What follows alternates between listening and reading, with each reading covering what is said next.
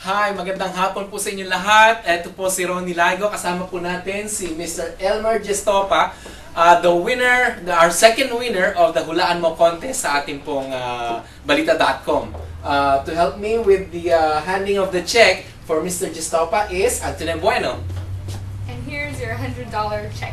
Thank you so much, Anthony. Thank you. Thank you. Congratulations po sa inyo, Mr. Gestopa. So ano po ang plano ninyo at meron kayong $100 na Siguro, winnings? ibabangko muna siguro. Aha. Ano bang pinaplano nyo para dala nyo hubay sa Pilipinas? Oh, pwede padala to. Eh, mama. Aha. Oh, Mother's Day. Oh, that's good. That's a tama, good, wonderful gift. Oo. Ang nanay niyo ba nasa Pilipinas? Oo, ano.